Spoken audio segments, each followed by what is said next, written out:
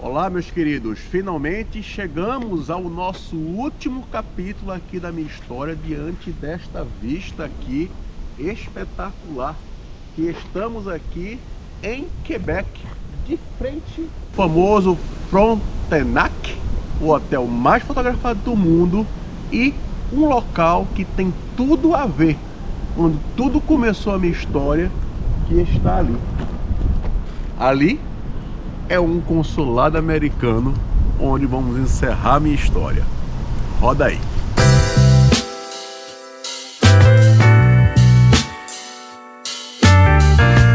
Pois é, minha gente, a minha história começou, como falei a vocês, bem dentro de um consulado americano que era em Recife. Será que vocês recordam quando negaram o meu visto de turista de entrada em abril de 2003, tanto o meu como a mãe do meu filho?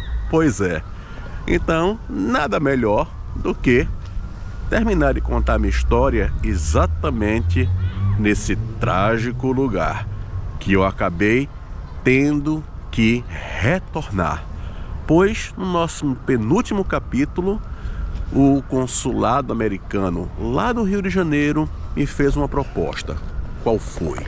Que se eu me divorciasse de Joelma, eles dariam provavelmente o meu green card, portanto que eu mandasse a carta do divórcio, tudo direitinho. E nessa história, Joelma entendeu a minha situação, pois ela sabia o quanto eu queria retornar viver nos Estados Unidos, topou em se divorciar comigo. Encontramos uma advogada muito competente da nossa região, uma amiga nossa, a doutora Dione, e ela, em um mês, conseguiu fazer todo o divórcio consensual acontecer. Numa boa, enviei a documentação para eles. Isso era exatamente 2010, final de 2010, e eles mandaram uma carta de volta, dizendo que tinha recebido, mas que eu estaria de castigo até setembro de 2012 para poder, se eu quisesse, dar uma solicitação do meu caso, do meu green card. Foi simplesmente assim. Não tinha nem mais, nem menos.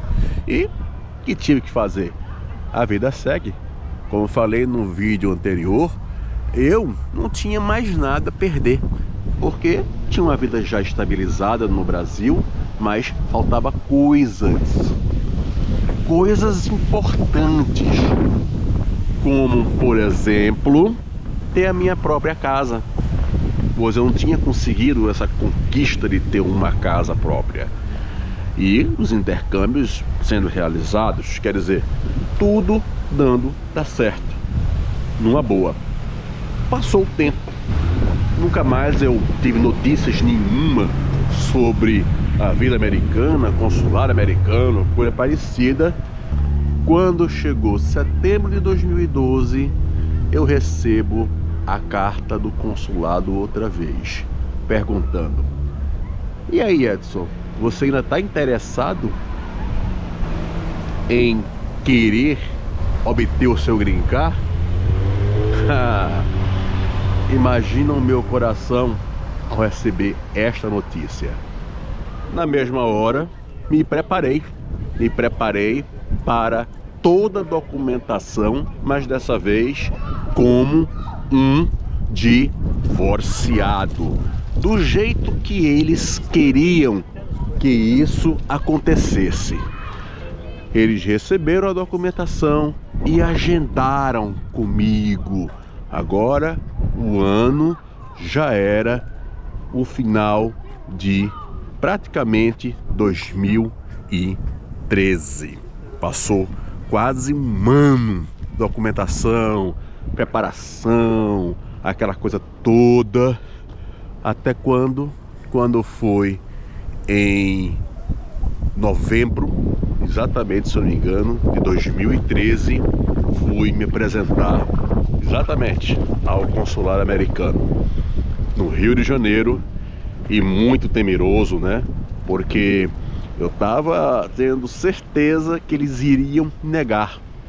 Iriam dizer, você realmente ficou ilegal nos Estados Unidos, você não é o tipo de pessoas que estamos aguardando ou esperando que você seja um excelente candidato, né, para a economia americana. Foi assim que eu pensei.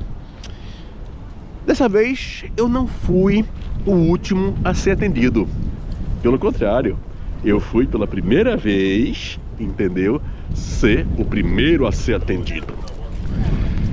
Chegando lá, já vi que o pessoal que estava fazendo toda a triagem da minha documentação não era o cara que era, por coincidência, né, um pernambucano da primeira vez que foi grosseiro comigo, estúpido comigo. Não. Era um rapaz muito gentil de São Paulo que me atendeu e disse o seguinte, que falou logo assim: bom dia, então você é que é o famoso Edson Rodrigues de Lima Neto. Estava ansioso para conhecê-lo, pois eu só tinha mais 4 casos parecidos com o seu para encerrar, e se você não comparecesse, seu caso seria encerrado imediato e não teria mais como você conseguir um processo de green card. É um caso muito sério. Eu, na situação, já fiquei um pouco assim, meio receoso, e a pergunta que ele fez foi a seguinte: vimos aqui no seu currículo e no seu verdade geral, né, do seu trabalho, de que você tem uma escola de inglês. E me diga uma coisa, se por acaso você for aprovado para este green card, você vai fechar sua escola de inglês? Na mesma hora, eu olhei para ele e disse: não, eu não fecharia. Eu, pelo contrário, eu abriria uma filial dessa minha escola para dar certo, porque era o que eu queria, na verdade, realizar uma extensão da minha escola na cidade de Orlando. Ele olhou para mim e disse assim: muito boa sua resposta, quer dizer, você traria dinheiro, né, para a economia americana, isso é muito bom. E olhou assim a ficha toda e disse assim: nós já vemos que a sua mãe mora nos Estados Unidos, o seu irmão e sua irmã moram nos Estados Unidos. Eu até acrescentei: o meu filho também está nos Estados Unidos, na casa da minha irmã.